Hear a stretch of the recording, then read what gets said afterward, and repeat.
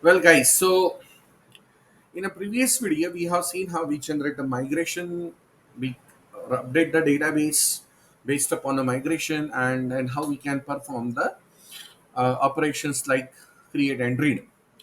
Now, we have discussed that the tables generation, whatever the tables those are generated with their columns, they do not have any constants. Of course, DEPT number and EMP number here, we do have primary keys in the departments and employees table respectively. And we also have the DPDNO, that is the foreign key into the employees. So since we have established the relationship into the data DB context class, we have this possible. But now the problem over here is that, like, what about the nullability handling?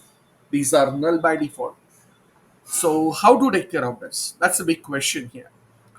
So we have to make sure that whenever we are going to define entities, those entities should satisfy some requirements with respect to the nullability as well as the size or the types of the columns. So how we can do that? So let's modify our entities here. So I'm going to make this DEPT name as required, as well as I'm going to make this string length as, let's say, I'm going to make it as 200.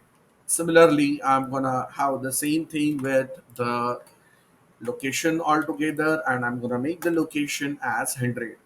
Right, so both are required. My DPT name is required, my location is required, and then we have applied the kind of the constraints on that. Yes, so that's what that we have done. Okay, now the next thing is that, okay, right, next thing is that what we will be doing is we will also be doing the same thing for the employee over here. So I'm gonna have EMP name, required length is 200. I'm gonna make the designation maybe here. I'm gonna make it as 80, and I'll make the right salary as required, as well as the foreign key value for the department here. I'm gonna make it as required. So we have changed our entities, right? Now, in previous case, in previous video, we have seen that, like, we have added these entities, and after adding these entities, we have generated a migrations. But now we have updated it. So how to work with that? How to reflect this there? So for that, again, we need to generate a new migration. So first thing first is that let's build our project. Okay, we have built it, and then what we will be doing is that we will add another migration over there again from the command prompt. So now here we will make this as a second migration, right? And let's run this. So this is going to build it, and then the migrations will be generated. So let's go back over here to the Visual Studio. Again, in a migrations folder, we had a second migration that is generated, and see that the column has been altered, and we do have the max length 200 and nullability is false, right? So old and new, which is being set for all, right? That's been done. Okay, so the columns are being altered. So that script is being generated over there, and then it is telling us that, okay, the columns are being modified with what are the new constraints which we have set there. So same thing is happening for department as well as employee over there. And now what we will be doing is that we will update the database again. So again, the database will be updated, but this time it will take the new migration, the latest migration. The second migration which we have generated, it will take that. So now let's run this, right? And upon running this, now if I take you back to the database here, and let's refresh tables. So now we have the new migration that has been added here. So execute it. So the second migration that got executed, and then if I show you the department, see the columns, now these are not null, and it's being changed. Correct? It's being changed. Right. So the constraints are been modified over there. This is what the main important part is. So it is easy for us to modify the entities, and then according to that making updates into the table by running the updating the database. So generating the migration and updating the database. This is what is. At the same time, what will happen if we add the new column, right? We want to add a new property. So let's say that in this department, I want to have a new column called as capacity, the capacity of the department. I want that to happen. So how we are going to do it?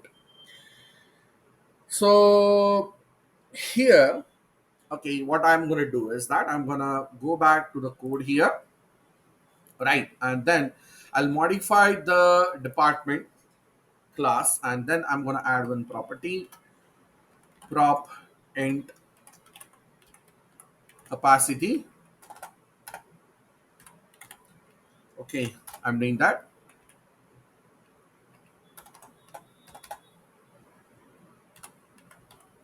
right here.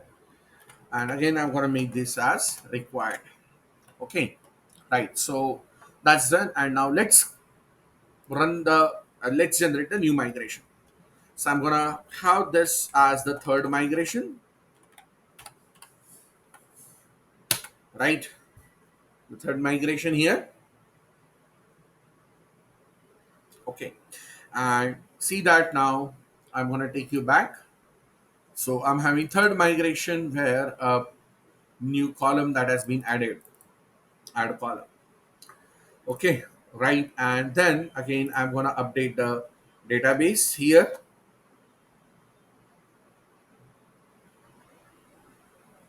Okay, and now see that right here again, this is the third migration that is added. And then I'm going to refresh my department table. We do have the capacity that is added.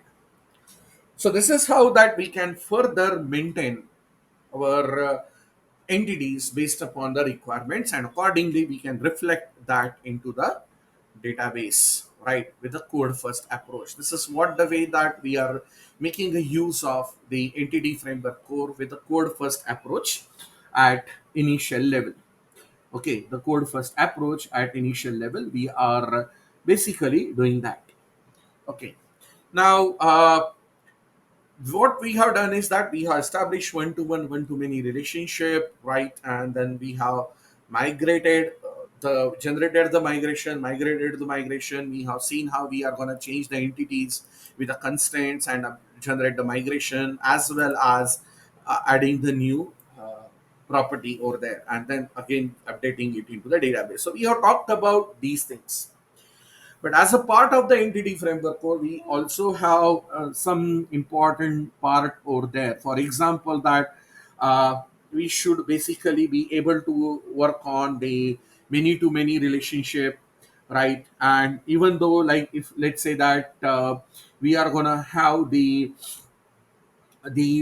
very complex type of table to be generated with the hierarchy. So let's say that we have base and derived type. How we are gonna work on such type of design? Okay, all these things we will be talking about it right into the next video.